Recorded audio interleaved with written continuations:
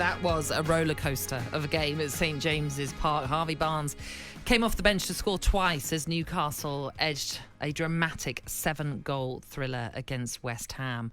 West Ham had run away with it, with a 3-1 lead at one stage before 3 goals in the final 15 minutes turned it around for the hosts, who are now only a point off the Hammers in 6th. It wasn't all positive, sadly, for Newcastle, though, as they lost yet more players to injuries, with Lascelles, Kraft and Almiron all having to be replaced. It's 2 wins in 3 for Newcastle, who welcome Everton to St James's Park on Tuesday. For West Ham, though, it's 3 games without a victory. And after that late collapse, their boss David Moyes was asked how he's going to pick his players up for when they face Spurs next week. Yeah, we'll do our best, but we'll have to pick the bones out of this because we didn't enjoy the way it finished, and we done an awful lot of good things. Our attacking play was very, very good at times today, but we weren't strong enough to keep them out. They conceded 3, we conceded 4, so fortunately for them, they get the points, we don't. Yeah, I think both managers might question their defences coming into this one. Admittedly, I've just mentioned there were defensive issues for Newcastle. They had to replace a couple of their players in their lineup as well. And in fact, when Lascelles had to go off, their back line completely changed positionally, with Dan Burn, for example, moving from left back into a central defensive role, for example. A few contentious decisions, maybe more so the second penalty for Newcastle, which we'll get to in just a moment. But what I would say is, when I do my prep, Cass, I do it on my Word document, and I try to limit it to 1 page. The only way I could limit this to 1 page was to minimise the font size, because there's just so much to talk about. I don't even know where to begin with this one. It was an incredible fight back from Newcastle, where at one stage it looked as though they were dead and buried. Yeah, and look, there were a number of injuries in the game as well, especially for Newcastle. Yes. West Ham were superb at countering, did it brilliantly well with Antonio. Kudos was, I thought, really good yesterday. Paqueta played his part, especially with the first goal. And they looked a threat with Bowen. West Ham were a threat. For me, and this is the big thing that I think West Ham fans, I can never get this idea, and from coaching. I've never managed, but played a lot of football, and I always hated the substitution of the centre forward being replaced by a midfielder. Because at 69 minutes, they're 3-1 up. David Moyes has chose to go down the road of putting Phillips on and not put Danny Ings as a clear replacement for Antonio. Right. Just like for like. Keep your shape. Keep your style of play that's enabled you to get a 3-1 win, or winning the game 3-1, but also keeping a threat of going 4-1 as well, Nat. From that moment on, and look, I didn't think it was a penalty. You mentioned the penalty, the second one. I didn't think that was a penalty. I thought it was a really poor decision. One that I was hoping the referee, when he got to the monitor, could have a look and go, well, do you know what? I think I was right first time round. I didn't think that was a penalty. Well, yeah, I mean, that penalty has been quite contentious. A lot of people saying, how on earth can that be given? When Kalvin Phillips is clearly in possession of the ball, he's clearly looking to clear it. Gordon arrives and steps in front of him, basically. Yeah, he's taken out by Phillips, but only because, like you say, maybe you could say it's clever play by Gordon. He deliberately puts himself in front just as Phillips is about to take his kick, if you like.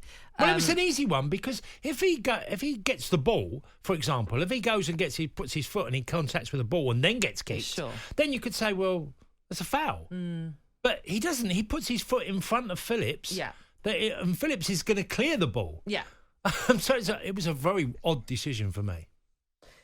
Well, you mentioned obviously Phillips being introduced and being the replacement for Mikel Antonio. Kalvin Phillips, unfortunately, after the game, as he was heading onto the team bus, it's circulating on social media, a video, some unsavoury words were said towards him as he was getting onto this bus, and he reacted with a hand gesture, which hasn't gone down well with certain sections of the West Ham support.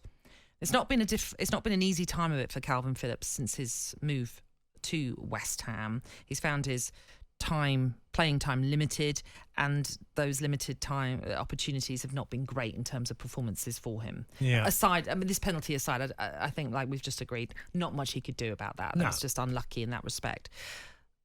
What do you make of that gesture, that incident then that happened post-match, and just in general with Kalvin Phillips and what's going on with him? Well, I've been there myself when you've been through a frustrating time and you're upset and fans have a go at you and you want to bite your lip, but one day you don't. You know, he's gone through a lot. Now, of course, I'm not going to condone what he did because it's obviously a moment of madness. It's not premeditated. He's not thought, well, if anyone has a go at me, I'm going to just go and, you know... Yeah. Let them know how I feel, and with not a particularly nice gesture. But I'm also, you know, fans have to recognise sometimes if you're going to shout stuff or, you know, give people stick as they get onto a coach, and then you're going to expect nothing back. Well, unfortunately, human nature, you're going to get it back at times. That's just a reaction from someone who's upset by what you're saying as well. So there's two wrongs in there, if you like. Yeah, and you're right. Of course, no one can condone what Kalvin Phillips did, and probably in hindsight, he'll look back and think, I should have handled that better. But in my mind, I think, and I'm assuming it's a grown man from what I remember hearing from this particular video that's circulating. What goes through somebody's head to think, I'm going to wait for the team, but I'm going to wait for these players to come out. And I am just going to give one of these players a barrage of abuse. I mean, you're a grown individual. You're a grown man. I just don't understand the mentality of people. Yeah, we can all be disgruntled with performances, for example. Yeah. But you'd like to say, well, would you like it if he came to your where you work and just had a go at you and used vile language and just you're supposed to just take it? Like I say, we don't condone what Kalvin Phillips did, but it all comes down to that West Ham fan being just a bit of a div. Well, the first thing happened, and then the second thing happened. It doesn't happen if the first thing doesn't. Well, exactly. Do you get that? You know, if you don't do the first thing, it doesn't happen the second thing. Absolutely. And look, I mean, I mentioned there, Nat, earlier about tactics, and I just get frustrated sometimes when I see forwards coming off and midfielders going on, and it completely changes the dynamics of the game. But is that David Moyes obviously trying to protect the lead? Yeah, exactly.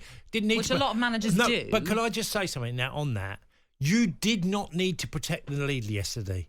There was more. There was more goals there. Yes. If you keep your shape, and they obviously overload and get bodies into forward areas, you can go to 4. You can go to 5. And perhaps it's too early in the game to protect a lead. Well, 20 odd minutes to go. What's the one thing you don't want to do at St James's Park? Give them a smell. Give them a sniff of a chance. Get to 3-2. Yeah. When it goes to 3-2, St James's Park, I guarantee you, is a different atmosphere. They're urging their team forward. Everything is fast and furious. And I just felt the impetus, you could have just nailed Newcastle. I mean, it's easy for me sitting on the sideline and going, well, just keep your shape and leave your... But sometimes simple decisions are the most effective. And I thought yesterday, just bringing Ings on, if you want to make a change, because Antonio ran hard and chased everything yesterday, just keep your shape. Don't lose it and don't end up backpedaling.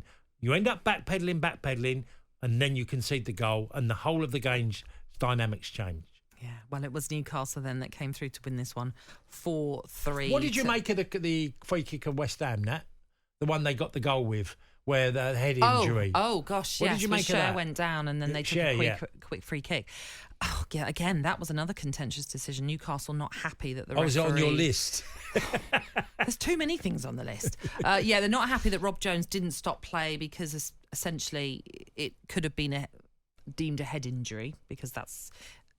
I think he gets flicked in the face, doesn't he? Rather than a head-on-head contact or whatever it is. But I don't know. Sometimes I think maybe referees see things a lot better than we do when we're sat on the sideline, you know, in the stands or watching it on TV, whatever.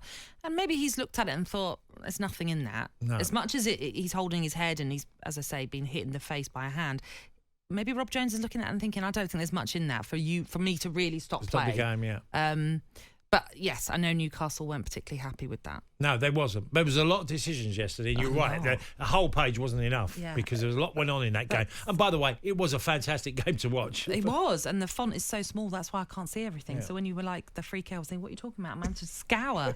Need my magnifying glass. On AM, on DAB, via the talkSPORT app, and on your smart speaker. talkSPORT.